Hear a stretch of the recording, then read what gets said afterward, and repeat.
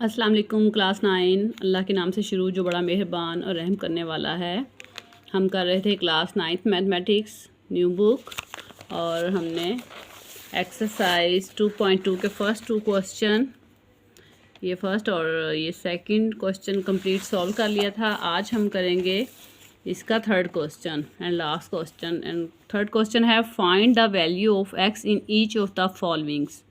इसके उन्होंने 6 पार्ट दिए हुए हैं और इसमें हमने x की वैल्यू फाइंड करनी है।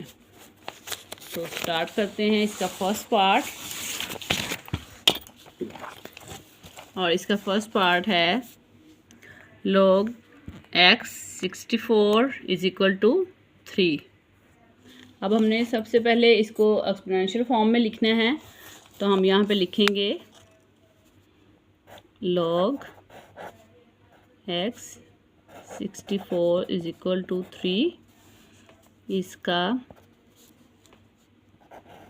सबसे पहले लिखेंगे इट्स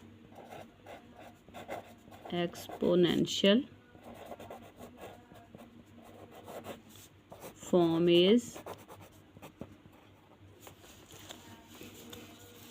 इस तरीके से। तो आपने सबसे पहले ये बात ज़हन में रखनी है कि ये जो log x, ये छोटा सा जो log के साथ लिखा होगा, इसको हमने बेस के तौर पे लिखना है इस तरीके, जैसे हमने प्रीवियस क्वेश्चन में किया था। और जो इज इक्वल टू इस साइड पे होगी जो भी वैल्यू, ये जैसे 3 है तो ये इसकी एक्सपोनेंट होगी, और जो बाकी बचेगा वो हमारा इज इक्वल टू इस साइड पे हम लिख देंगे इस तरीके से। यहाँ जो log के नीचे होगा वो हमारी बेस होगी, जो इसके इज इक्वल टू के इस साइड पे होगा वो हमारा एक्सपोनेंट होगा, और ये जो इसके log के सामने होगा 64, जो भी वैल्यू होगी वो हमने इसके इज इक्वल टू के बाय इस साइड पे लिख देना है इस तरीके। ये हमारे पास एक्सपोनेंट फॉर्म है। अब हमने x की वैल्यू फाइंड करनी है, तो हम यहाँ पे सबसे पहले हम करेंगे 64 को फैक्टराइज करेंगे। इसको हम 4 पे करेंगे। 4 1 इज़ 4, 2 इधर 24 हो गया, 4 6 आर 24, 4 4 आर 16 एंड 4 1 इज़ 4। तो ये हमारे पास 4 आ गया 3 टाइम इस तरीके से। तो हम इसको 4 की पावर 3 लिखेंगे, यहाँ पे x की पावर 3 होगी। तो यहाँ पे आप देखें, यहाँ पे अगर एक्सपोनेंट सेम हो तो जो बेस है वो एक दूसरे के इक्वल आ जाएंगे। ये एक ला आपने जहन में रखना है। अगर एक्सपोनेंट सेम है तो ये इनकी एक दूसरे के इक्वल आ जाएंगे, और अगर यहाँ पे बेस सेम आ जाए, जैसे 5 की पावर x हो जाए और यहाँ पे 5 की पावर 2 हो जाए, तो यहाँ पे 5 जो हैं वो बेस हैं, ये दोनों इक्वल आ जाएंगे, तो हम x इज़ इक्वल टू 2 लिख सकते हैं इस तरीके से। जैसे यहाँ पे x की पावर 3 है और 4 की पावर भी 3 है, तो हम x इज़ इक्वल टू 4 लिख देंगे। ये आप एक ला है, ये आपने इसको याद रखना है। अगर बेस सेम हो तो हम जो इसके एक्सपोनेंट है उसको हम एक दूसरे के इज इक्वल टू लिख सकते हैं, और अगर यहाँ पे एक्सपोनेंट सेम हो तो उनके ये जो बेस है उनको हम इस तरीके से लिख सकते हैं। इस तरह हमारे पास यहाँ पे ये एक्सपोनेंट सेम है, तो यहाँ पे x की पावर 4 ये हमारे पास आ जाएगी। ये x की हमने वैल्यू फाइंड कर लिया 4, इस तरीके से ही हमारा आंसर आ जाएगा। नेक्स्ट हम सेकंड क्वेश्चन पे चलेंगे। यहाँ पे है log 5 1 is equal to x। यहाँ पे हम सबसे पहले लिखेंगे इट्स, ये यहाँ पे ऐसे, ये जो है यहाँ पे ऐसे लिखना लाजमी है, एक्सपोनेंशियल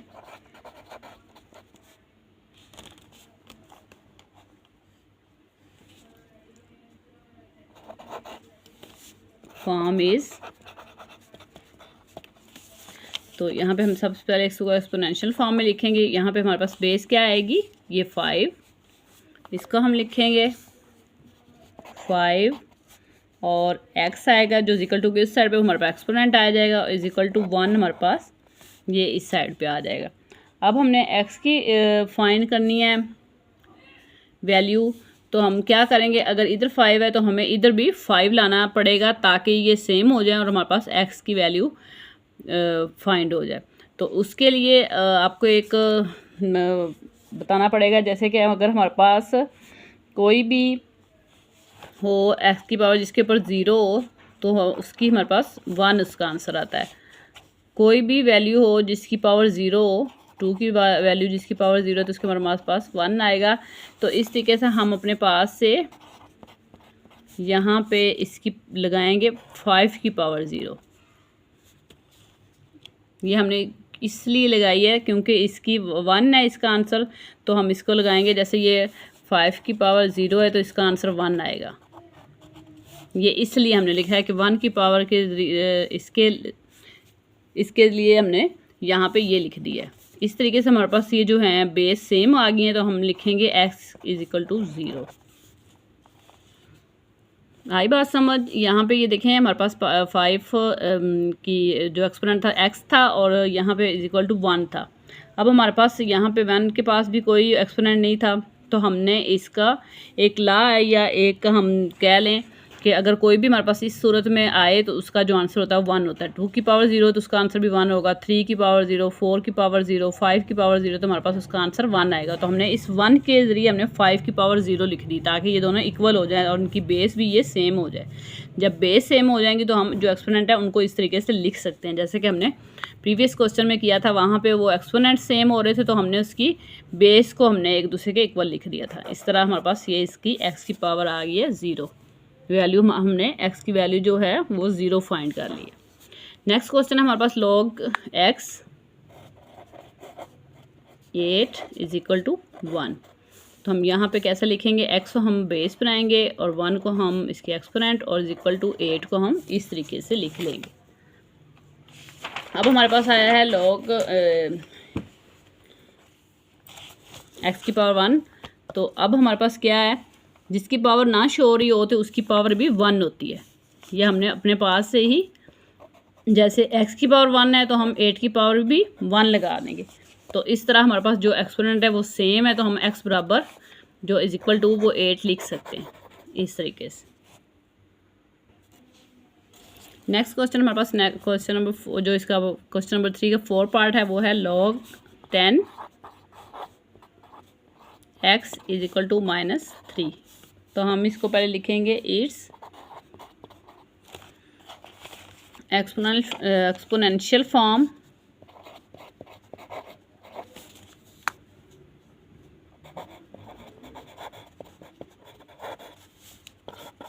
इज,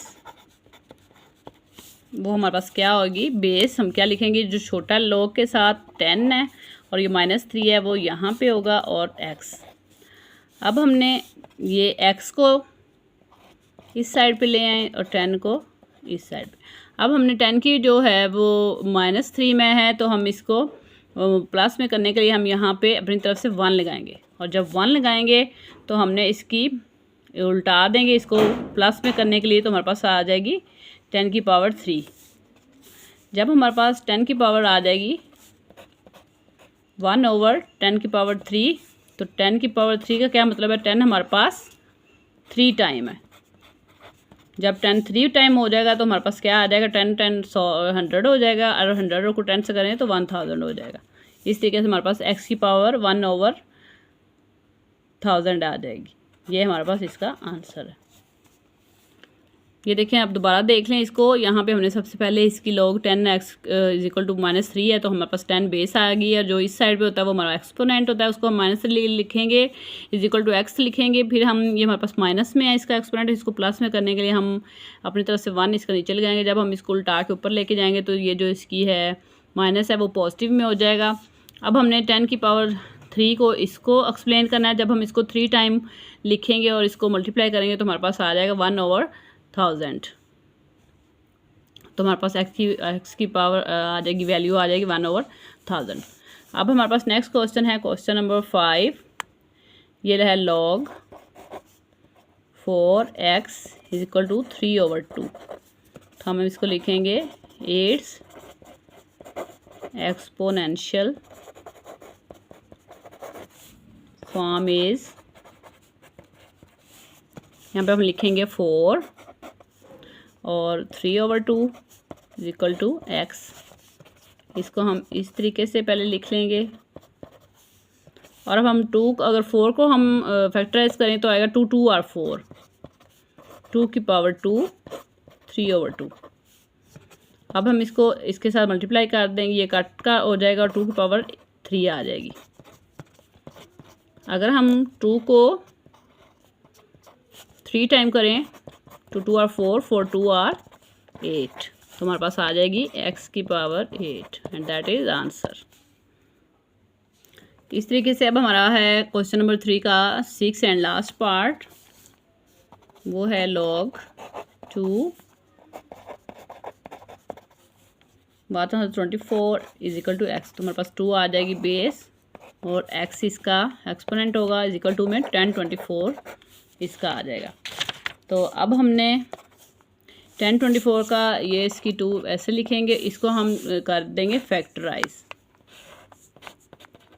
ये हम करेंगे 2 पे 2 5 are 10, two 1 is 2, two 2 are 4, two 2 are 4, ये 5 है, ये इधर आ जाएगा, कैरी 11 हो जाएगा, टू 5 आर 10, अब फिर 11 है इधर, और 12 two 6 are 12, two 1 is 2, two 2 are 4, ये 5 है, 16 हो जाएगा, two 8 are 16, two 6 are 12, two 4 are 8, two 3 are 6, two 2 are 4, two 1 is 2, 12, two 6 are 12, two 8 are 16, two 4 are 8, two 2 are 4, two 1 is 2।